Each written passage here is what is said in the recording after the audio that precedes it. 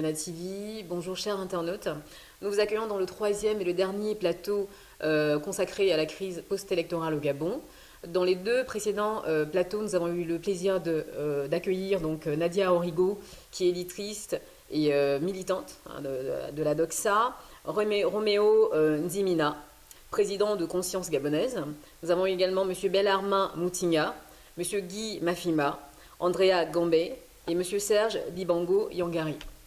Ce que nous retenons des précédents plateaux, c'est évidemment des conclusions suite à des réactions de ces différentes personnes suivant leur pôle d'activité, puisqu'on a reçu des personnes qui sont évidemment liées au domaine culturel, intellectuel. Donc globalement, sur la situation au Gabon, on retient les enseignements, notamment le fait de s'inspirer des méthodes qui ont fonctionné pour d'autres pays, d'où l'intérêt de mutualiser, parce que c'est le cas de Conscience Gabonaise entre autres, et d'autres mouvements de Congo-Brazzaville en l'occurrence, donc de mutualiser des méthodes qui permettent aux populations de lutter contre les tyrans, ou les personnes désignées comme tyrans. Retenons également de ces différents plateaux le fait que la lutte qui est engagée au Gabon entre la population et le pouvoir en place, le gouvernement en l'occurrence, est beaucoup plus guidée par un besoin de liberté qu'autre chose. Donc une lutte qui dépasse la simple personne de M. Ping, mais qui est le symbole de ce besoin de liberté. Nous avons également retenu des analyses qui tiraient les conclusions suivant lesquelles le discours des intellectuels était important dans ce contexte, parce qu'en réalité, c'était des réflexions qui étaient nécessaires également et qui servaient d'appui aux populations pour pouvoir aller chercher ce qu'elles désirent le plus, donc la liberté. Le mot liberté a évidemment habité tous les discours ce soir et a fait l'unanimité pour tous les invités. Donc la population gabonaise qui continue actuellement son bras de fer par le biais de Jean Ping face au pouvoir en place personnalisé, en tous les cas par M. Ali Bongo, continue. Et la diaspora gabonaise, accompagnée par la diaspora de beaucoup d'autres pays de la sous-région, continue évidemment de garder un œil sur cette actualité. Nous, sur ce dernier plateau, nous allons tenter évidemment de donner la parole aux personnes qui sont sur place au Gabon, donc recueillir leur témoignages par rapport à ce qui se passe. Parce que vous avez dû noter qu'il y a plusieurs informations qui circulent sur les réseaux sociaux. Il y en a certaines qui sont un peu moins vérifiées que d'autres. Et l'intérêt pour nous qui sommes dans la diaspora, qui soutenons du mieux qu'on le peut les actions des personnes sur place, et d'avoir l'information la plus juste possible. D'où l'intérêt aujourd'hui sur ce dernier plateau d'avoir des échanges téléphoniques, parce que comme vous le savez, les connexions Internet ne fonctionnent pas actuellement, sont suspendues en tous les cas sur tout le territoire gabonais. Et donc nous allons privilégier d'échanger par téléphone parce que c'est encore possible. On va joindre dans un premier temps Sylvain.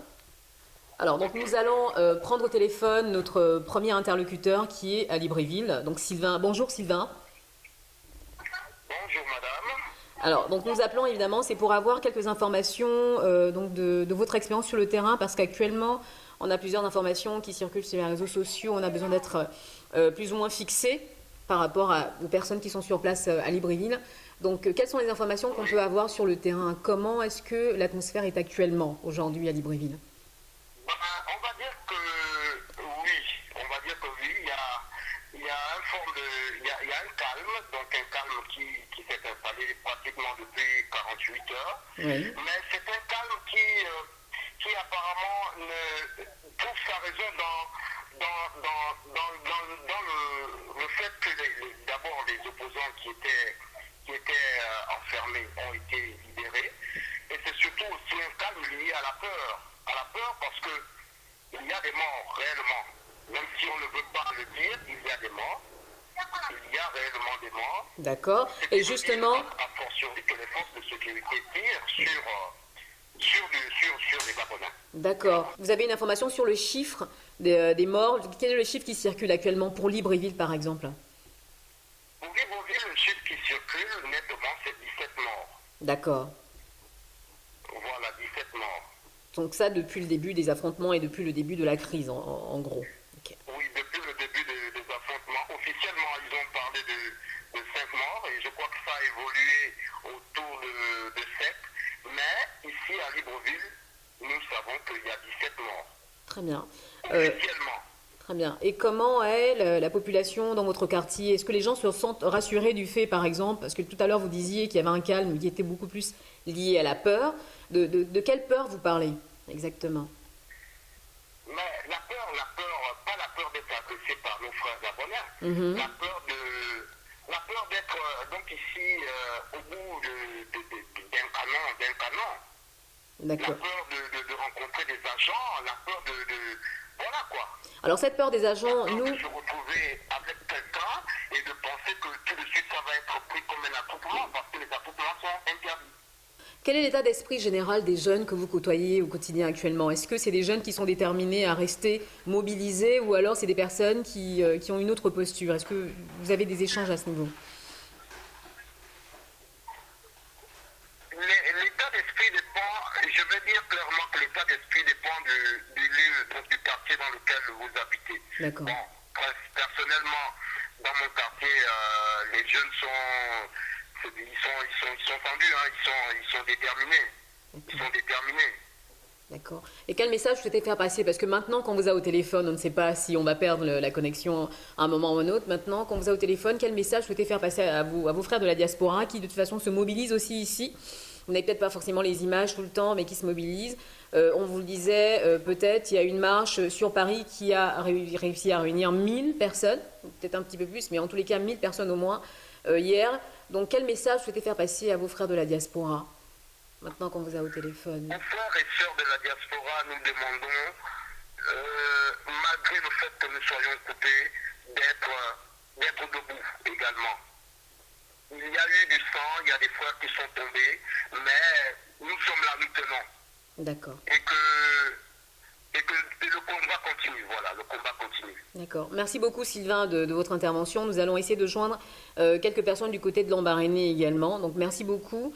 Et on revient vers vous parce que le plateau de Ziana TV évidemment est ouvert de façon à couvrir tout l'événement donc de la crise post-électorale au Gabon. En contact avec Junior depuis Lambaréné. Bonjour.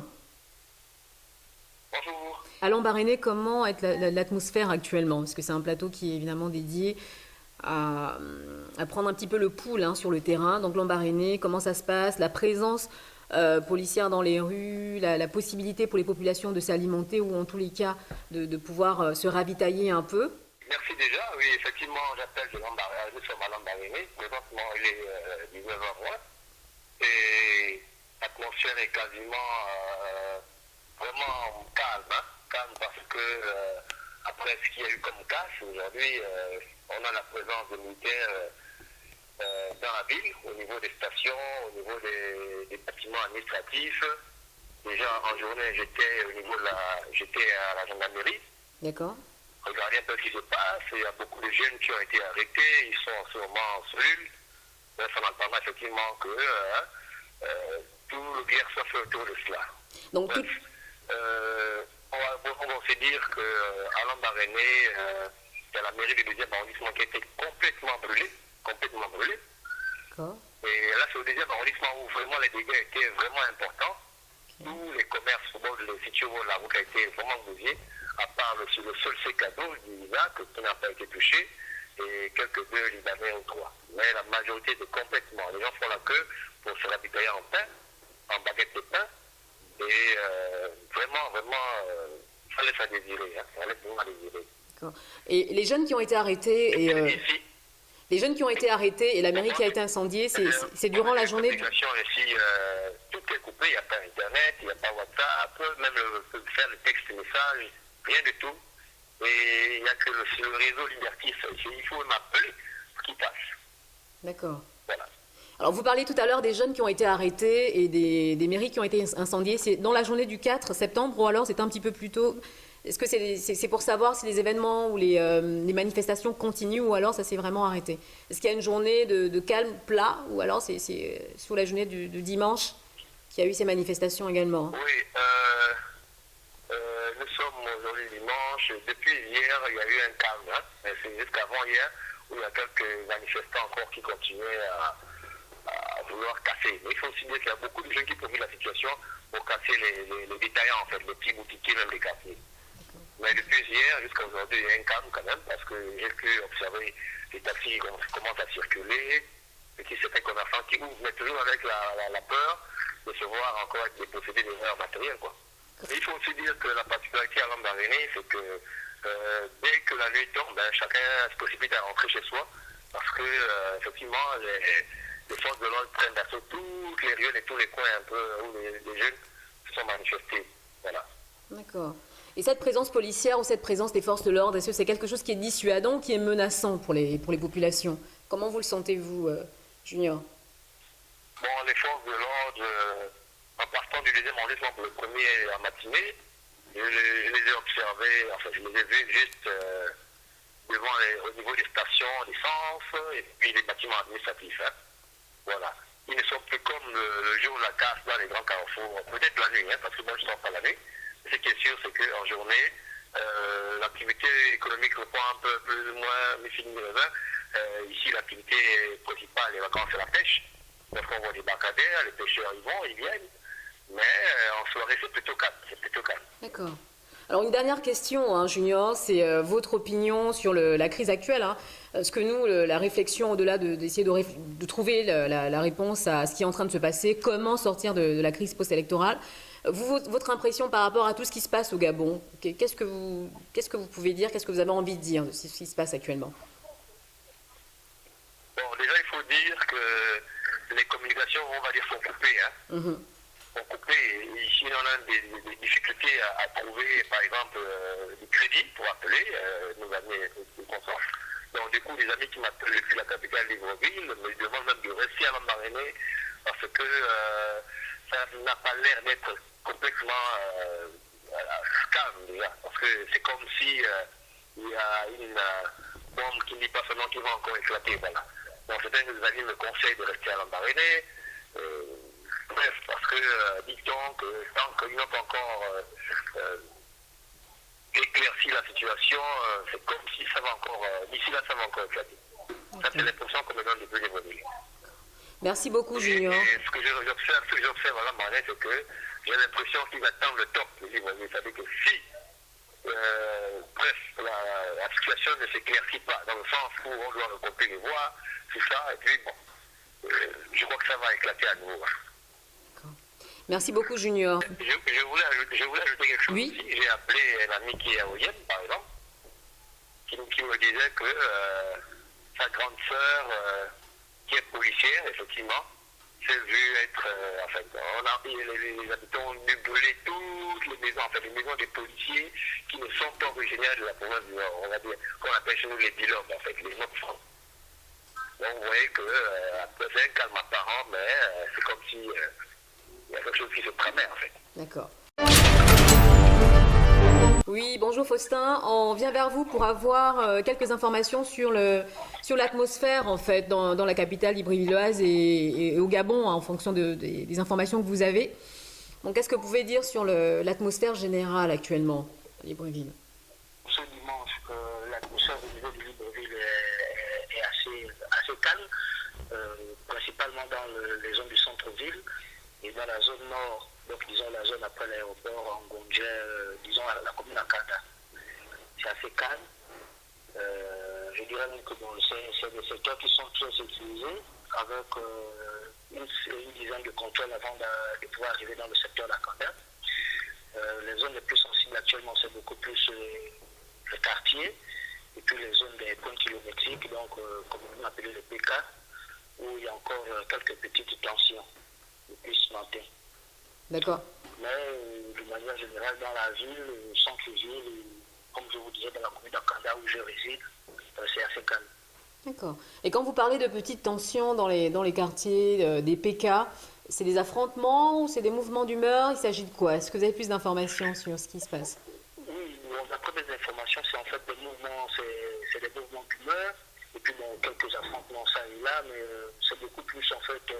des mouvements d'humeur et puis bon, lorsqu'il y a l'arrivée des forces de l'ordre, les gens se dispersent un peu et puis ils essaient de dégager les voies, de donner la route et voilà quoi. Ok.